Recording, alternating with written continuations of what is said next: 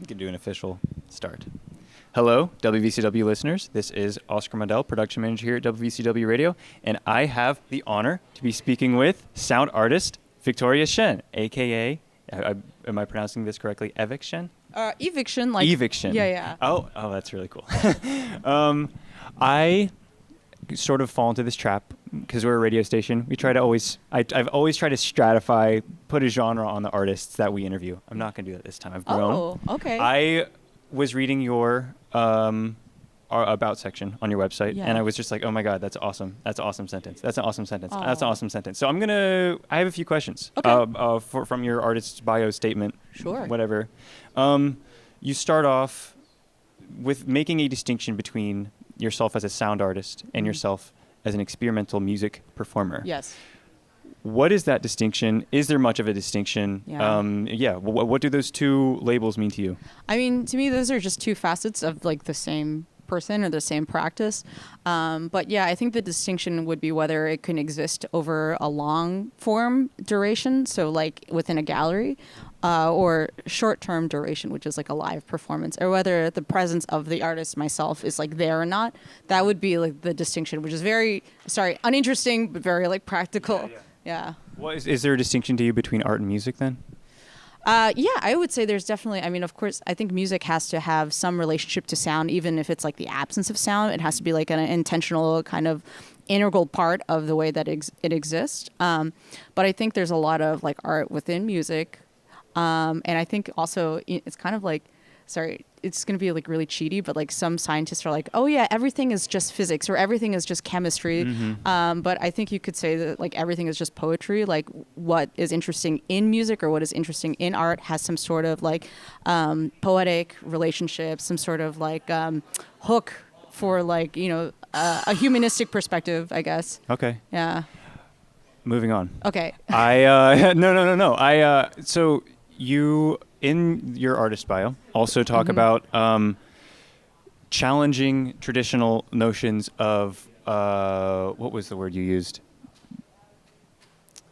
Inside of sound art, traditional notions of like value, traditional notions of meaning in sound. For sure. Does that come from like abandoning typical like musical, like traditional musical? Is that what you mean by meaning, is like typical emotions associated with like tonal relationships? Or like what is meaning to you in terms of sound? Okay, I think meaning, there's many different layers. Like meaning could be a very textual, like as in like the lyrics contain meaning, or meaning could be like genre or scale or instrumentation, timbre, any number of things that can communicate information.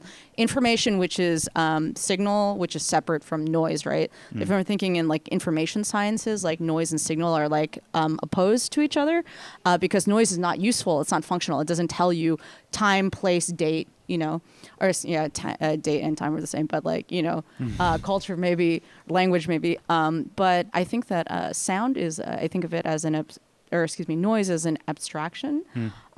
So my framing is usually thinking through visual arts, so the modernist era and like abstract expressionism, and sort of the mission of that kind of visual artwork was to kind of create like an apolitical space that doesn't have like an agenda. And like the person who was writing about it, Clement Greenberg, was saying this is like the only salvation for art is to make art for art's sake. Yeah, right. And not some figurative art that you can embed ideology or propaganda in. And this is of course vis-a-vis the Cold War, which is very like figurative and kitschy.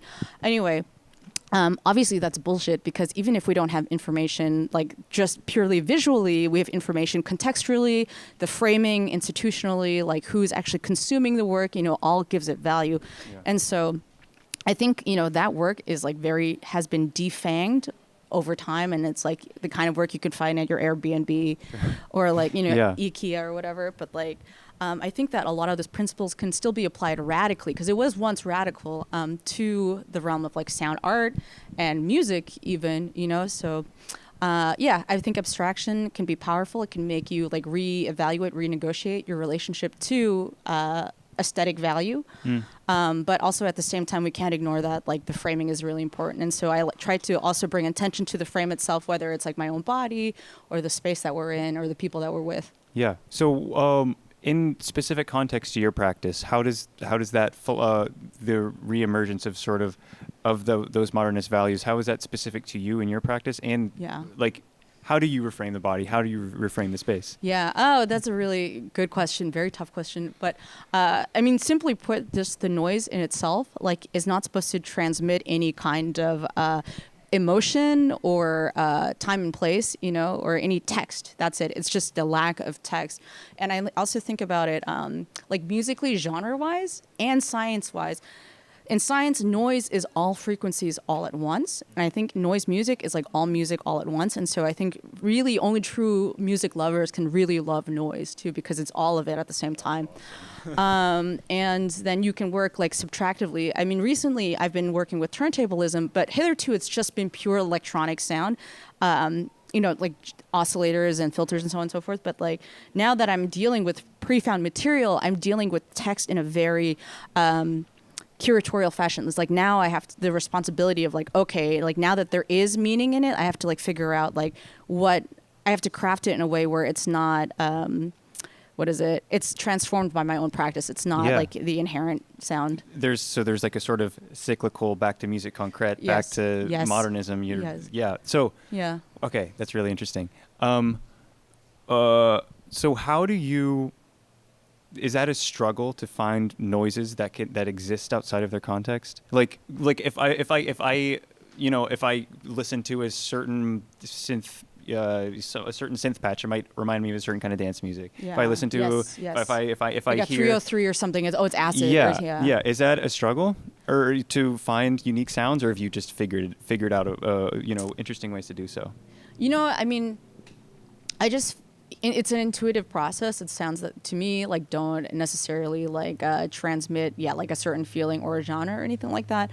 I think like the real guiding principle nowadays for me is the fact that it has to be material, that it didn't exist as some sort of platonic idea.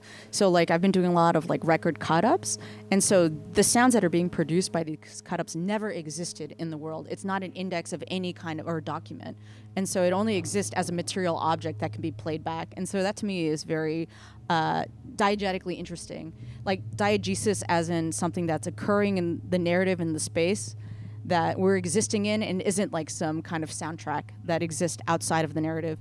Can you explain? I don't know what diegetic means. Okay. Yeah, so like diegesis or diegetic is like in a theater play or like in a piece of cinema, a sound that occurs, if it's diegetic, it's occurring in the universe of the characters. Versus like, a film that just has a soundtrack on top of it. The characters don't hear the sound. Or, it's like kind of, they use it as like a device sometimes where you're like, oh, you hear a sound that just seems like a soundtrack, but then the camera pans and you see the band playing it. And so those characters use it. So I think my work can be compelling in a live sense because it's very diegetic. Any sound that you hear, there's a very clear relationship to the action that generated that sound. Yeah. And you talk about, going back to your bio, and you mentioned this earlier, using framing and using your body as a sort of driving force and center focus to your sound making. Yeah. That's really interesting. So there's like a sort of back in the 60s or whatever, where there's like sort of electronic music is being used gesturally, maybe not necessarily performative, but in the studio you're able to make things more human and strange. Okay, how do I form this into a question? How do you see your body in context to your music making? I mean, that's a simple question, but I try to put it as simply as possible. That's a really, you're making me, come up with some novel sentences, I guess I've never thought before. But like I feel like the body is a generator and like is the subjectivity. I think in like Western, like conventional like theory, there's a split between the mind and the body, but I think they're all like one. Like you are like your body, you are like, it's your mind also, it's your subjectivity. And so I think this is a really good soundtrack. This is diegesis, by the way, if it's getting picked up. And so it's like, it has to do with authorship and specificity. Also like who I am, like now how my body is today is different than it is in a day, in a week, in an hour, and so it's like who you are, it's like constantly changing. It's like Heraclitus' river or something like that. So it has to do with like a sense of like continuation and history and how it's like all indexically generated and like aggregated over time, but also about its like fluidity. So anyway, like that's one way that I think about it. And also the fact that like it is also like a feedback system, like the body is producing the sound, which reacts to the sound, which is producing the sound too. So yeah, it's all these cycles. And does that exist for both you in your like at home in your instrument making practice and also in your performance practice? And how does, if that's like what's going on in your head while you're performing, how do you like conceptualize the audience into that system? The audience is completely implicated into the performance, like whether it's in an abstract sense, like the energy, it's like definitely informing the way that I perform, my energy level, so on and so forth, to the fact that their bodies are absorbing the sound, if there's like feedback, so on and so forth, and the fact that I oftentimes am transgressing the audience space, and so like their interactions will actually impinge on the sound itself, and so it's all like some big ecosystem. So So, and another thing, I mentioned this earlier, didn't really touch on it yet. You talk about like the perceived value of music, and also like I was just picking it up for the people at home. The like stripping away like traditions, stripping away like even notions of harmony and like consonants. Yeah. And is that perceived value like that traditionalism or like that traditional way of interacting with sound and music, and like is like that perceived, is that like how you implicate the audience, where you're like sort of like forcing them to confront this strangeness? Yes. Are you like, is there a tolerance you've built up to your music and to your sounds, and like do you feel like you have to push yourself even harder to get new sounds that challenge your notions of value? Yeah, no, for sure. That's a really good question. Yes, I think definitely part of it is, okay, if we don't get too art historical, just thinking about the original role of art, right, is to say, like, from the religious background, paintings that are commissioned, so on and so forth. The same thing with, like, sound. It's like Bach was composing to bring you closer to God. But now that we live in a secular world, then we have to try and, like, find value that is, like, non-religious, that's non-erratic.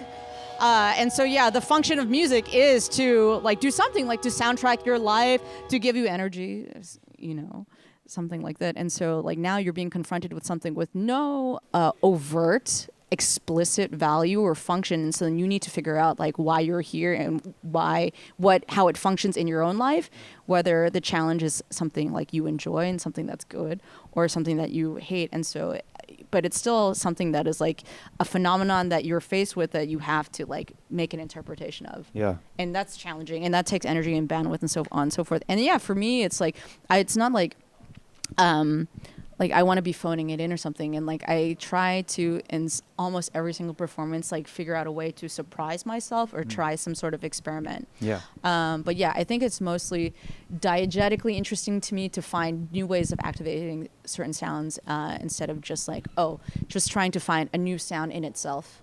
So are you a sound nerd, would you say? Oh my God, big time. Yeah. Bring it back down to earth. Okay. What is your favorite sound? Okay, probably the sound of like long metal wires being clanged, and so you get this sort of natural, like the Star Wars sound. Pew, pew, that sound, and like the golf ball dropping onto like a frozen lake makes a really similar sound. But I love those like phaser sounds a lot. What is, and how do you translate that love of sound into your performance? And like, what are you generating sounds that you yourself are like amazed by? I'm generating sounds that I am pleasured by, if that makes sense. No, 100%. Like, it sounds really good. I'm like, I'm enjoying it, but amazed by, I'm not, sometimes. I guess maybe amazed was the wrong word. Pleasured was probably a better word than that's not, I didn't mean amazed. No, but I do get like moments of amazement. Like for instance, when I figured out that like, then the acrylic nails with like needles could pick up sound, or, the first time that I molded and casted a record, I was like, holy shit, you can actually get the resolution of groove. That was like a fucking amazing moment for me. So it's, and I tried to almost like I chased that dragon in my own performance, not just within my studio, but yeah, even in life, I'm like just trying to like have conversations that like, oh fuck, that's like an amazing thought or something. Yeah. Do you find yourself surprised in your performances by like new sounds? Yeah, definitely. And how do you set yourself up to be surprised? I think it's just having an improviser's mindset. I think almost every improviser has that. Like you kind of are like operating at the knife's edge of being present and making snap decisions.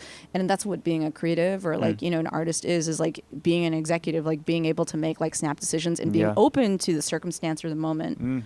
Totally. Yeah. So in constructing your like live setup, is it less so like finding sounds you like and more so like setting yourself up for like those possibilities? Like how do you because I mean you're an instrument maker. Yeah. How do you go about setting yourself up to have those like candid new improvised moments? Oh yeah, you just have the tools out there and then you can combine the tools, like recontextualize them. Like, so for instance, like recently I found out the needle nails, the acrylic nails sound really good on the trumpet, and you can actually pick up the trumpet really well that way. Because I had what do you mean? So the nails are record cartridges. So they're needles that pick up the vibration, right? And that's how it transduces sound. But if you actually put the needle onto the trumpet itself, you can pick up the vibrations of the trumpet. And before that, what I was doing, I was playing the trumpet directly onto the turntable so that the record was vibrating, and so the needle was picking up the record vibrating. But this is a much more direct thing. And so this is kind of like the way I operate, is just like take pre-existing elements and recombine them. Like I was making my own speakers, and then I was making the records, and then I was putting the speaker coil inside the record, so the record became a speaker, so the record could play itself. So it's like just constantly different iterations, different recombination. Wow. I just want to say that the needle nails thing is straight up one of the cool. It's just like like coolest things I have seen in a very long time, and I'm very excited to see it for the first time, in person. Oh nice. Yeah. I guess going along those lines, in your artist statement, you you have the needle nails, and it was the levitating speaker, and the noise comb. These are like capitalized new instruments that you've made. How do you know when you've found something that is, unique enough and playable enough that you can codify it as an instrument? It's just if I haven't seen it before, if there's no prior knowledge and I arrive to the idea, I have like so many ideas that are on varying points on the spectrum of dumb to like maybe cool, mostly on the dumb side. Anyway, it's just if it's deemed unique enough, and then it produces sound. It's kind of like the classification of animal species, like where you draw the line is almost like kind of arbitrary, but I would just say they're in a court of law. You could argue that they're instruments. Yeah. And would you say those are the only three things that you would feel comfortable calling instruments that you've made? No. This is just like for the artist, for the sake of like punchiness in the artist statement. Those are just three samples. Yeah. How many instruments would you say you've? Oh my God, I don't know. I mean, and different variations on the same instrument. It's Oh sure. But yeah, a lot. A lot. Yeah. Okay. Did you come to the world of performing sounds from the contemporary art world or from like a traditional music background? Oh, definitely more art world. Yeah. So you have like a cornet in your, and clearly, if it wasn't obvious from, I'll probably try to find some clips to throw in here. You're not dealing with any sort of music tradition, but you're occupying spaces that are also occupied by more conventional music. Yes. I guess, what is your relationship to quote unquote music, and how do sorry, I know to quote unquote music, and like how do you like push your way into that world without like sacrificing the uniqueness and the radical non-tradition of your sounds? That's a really good question. Okay, so I was just signed because I was like, oh, I have a hat that says music lover, and I didn't bring it.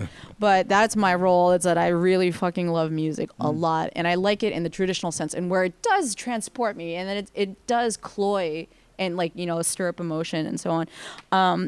I think what it is I'm like essentially like a mole. I think I'm like trying to surreptitiously change people's minds, Yeah. like in the context of a traditional music, platform, I guess.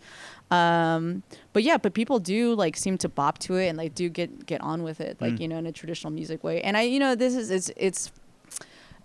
I would be remiss to just ignore the fact that noise music is also like in fact music, and you could like it in like the same traditional musical context, like especially if like through the industrial gateway, through metal gateway, all sorts and stuff like that. But yeah, I'm choosing to frame it in a much more kind of like platonically separate way, and I think that these things can bleed into each other and exist the same way that maybe like a fucking like Sonic Youth performance can like present as traditional music, but then like go into some space beyond that changes your enjoyment of what sound can be.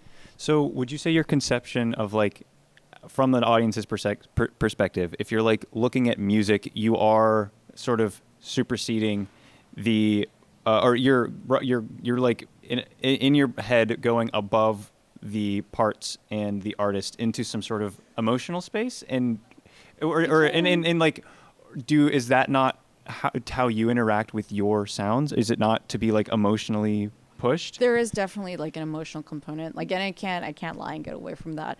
But I guess with the practice, like really what I'm trying to get at is like this idea that like the rules of music are arbitrary, and it's like in a sense like simulacrum, like in Baudrillard's Simulacrum, like the idea that Disneyland exists to convince you that reality exists and is not some kind of arbitrary like concatenation of rules, right? You go there like, oh, this is a fantasy world, but in reality everything is fantasy. And so you could say like, oh, in reality everything is just noise, or in reality everything is music.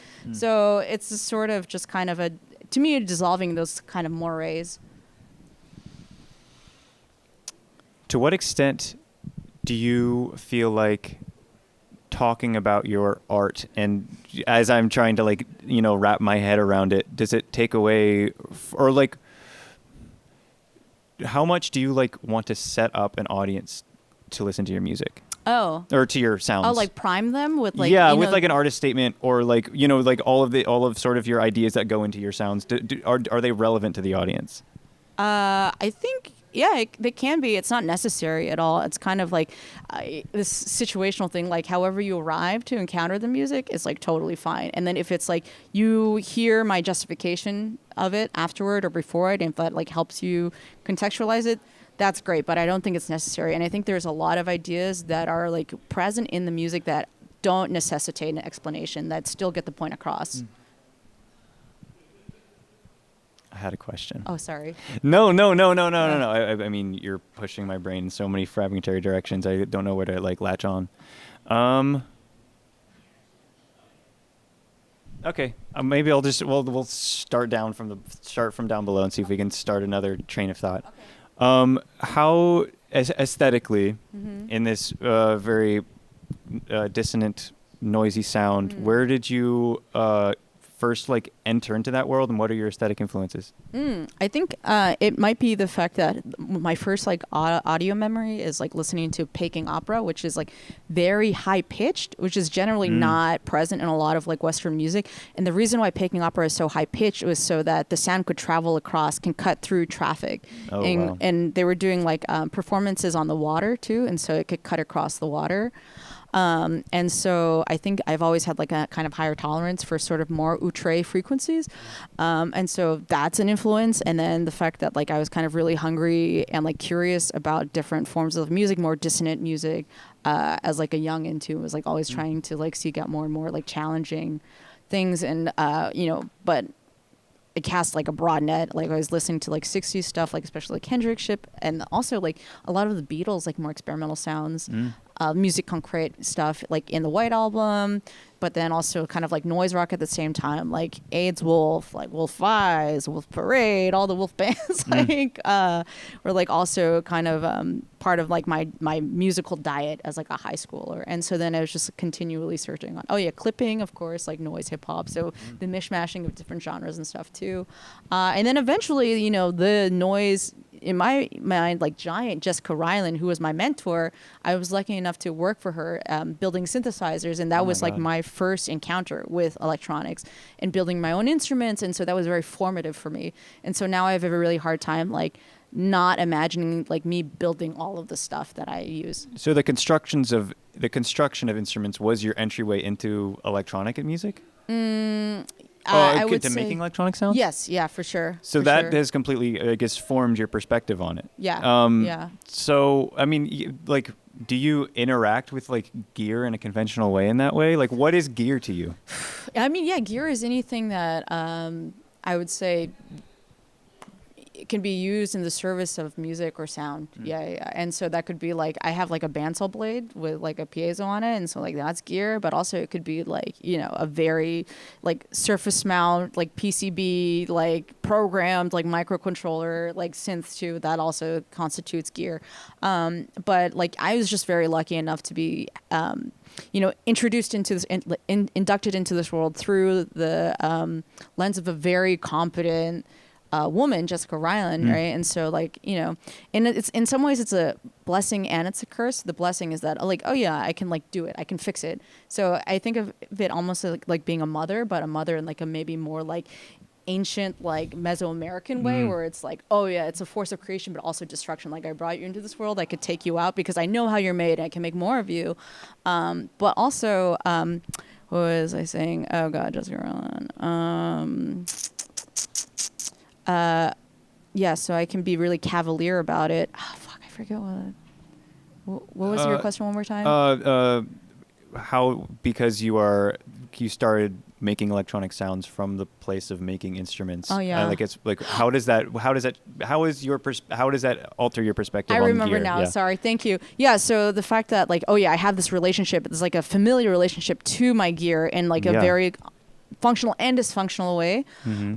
But also the fact that I think I am DIY damaged. It's really hard for me to like delegate labor and to think about producing work that's like beyond my own means and my own skill sets. So, you know, people can do like productions like theater and like, you know, work with writers and collaborate in this much more like egalitarian way. And I have a much harder time doing that. So then how do you collaborate with artists? Just in the live context, usually that's like the most comfortable. It's just like two players meeting in one room and then just seeing how our sounds and our practices fit in together. I have been in a band before, a few different bands, and I always find it much easier to just sort of, be a solo musician, or to just kind of like, you know, have a smaller ship that's easier to steer. But that's not to say, like recently I collaborated just like 5 days ago with Alex Hung Tai, who is known as Dirty Beaches, also in a former life. Really amazing musician. I highly recommend looking into them. But and that was one instance where I felt like the experience was greater than the sum of our parts. Like he was on drums and trumpet and computer, and I was just on trumpet and like noise comb. And there was a guitarist as well who with pedals and doing like noise stuff. But like the whole energy that we brought together converged into some huge. We made a pit. You know what I mean? Yeah. It was like a lightning bolt show in an abandoned house in Mexico City. So it was fucking amazing, and it made me feel like 10 years younger. It made Alex feel like 12 years younger. So. So I mean that sort of like with that sort of like collaboration with other musicians and artists, like it takes like a traditional musician a really long time, like especially in context of jazz and like theory or whatever, to get to that place where you feel comfortable bouncing off of each other. But if you don't come from that traditional music background, how does like if you're like sort of electronic music since its dawn has been about breaking traditions off at like, you know, the start, like how do you feel yourself like bouncing off of other musicians, and what part of your brain or like, I don't know, how does noise music lend itself to group improvisation like that? I think it's so versatile. That's the thing, because you're not coming from a jazz tradition or like a drum and bass, you know, it could be anything. And because it can be anything, then you can really sort of like enter from any angle. And it's also, you have to be really careful not to dominate it too much, because then you just take up the whole like frequency range. Yeah, I just think like being able to, it's almost like having like a conversation, like you kind of feel out the other person's energy and then you respond in kind and it becomes this exchange. And that's what like improv is. And then with certain people, you get on really well and you lock in, and with other people, it's kind of, crumbly. Yeah. Do you feel like sort of like the person, I don't like, how do you, what your, I mean, I guess to you specifically, where does your sound like fit in? I guess, I mean, I don't know, like, do you have a sense of like what your sound is and like who and like what sort of noises those they work with? And I guess what is that? What are how would you like define your aesthetic or just the sounds you make? I would just say, yeah, like abstract, like maybe dark, heavy, loud. That's kind of accurate without being too like pigeonholey. But yeah, and you could, it's anywhere between noise, drone, ambient. Like if you want to like really genreify it. But like, I guess what I really want to stress is like the radical openness of like the practice. Like the whole point is like to present a field of possibility and a field of freedom. It's like, you don't necessarily have to sound like anything if you don't want to. And so I try to present like a very diverse palette of sounds for that reason. Will you dive into more droning ambient tonight, or will it be pretty heavy? There will be definitely some ambient parts and some droning parts, but I think it's going to be mostly intense things. Yeah. How long did it take you to like truly trust your intuition in sort of an improvisational performance still sense? not there. Yeah. Yeah, like right off the bat, I guess, because like my first band was like an improv like band, and it was sort of modeled after like say like Mind Flare or like Lightning Bolt. It was a drummer and like synths. I was doing synths, and then I was working with this drummer Dana Cataldo, and every single set was improv, and so sometimes we had bad sets and sometimes we had good sets, and you just have to throw sort of your reservations to the wind and just like fly into it, I guess. But yeah, more and more I think I trust myself more and more, and it's a constant process, and you can never truly like trust yourself fully, in a way where like, oh, I'm gonna knock it out of the ballpark, because then I think you're really doing yourself a disservice and like maybe lying to yourself. Yeah, you just always have to kind of be walking on a thin edge. Yeah. Okay. Well, I feel like that was a pretty long interview. To end it off, do you have any like material or like music recommendations or even like reading recommendations that you would like to leave the audience off with?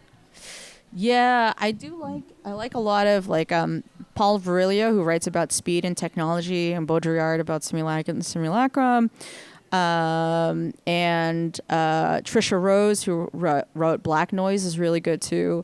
Oh God, music recommendations, like there's too much, man. Yeah. I would like just give me like a corner and then like say like hip hop or something, and then I'll tell you who I'm listening to in that genre. Your neck of the woods. My neck of the woods? Oh, man. Okay. Well, I've been listening to a lot of Gordon Muma and Trevor Wishart and Mariam Rezai. A lot of Mariam Rezai, who I'm actually collaborating with in a few days. Oh, wow. Yeah. Cool. Well, thank you so much for talking with me. Oh, thank you. I'm very excited to see your performance tonight. Oh, man. Such a pleasure. Thanks, Oscar. Yes, thank you. Cheers. Thanks for watching. Thanks for listening. This has been WVCW Radio. Goodbye.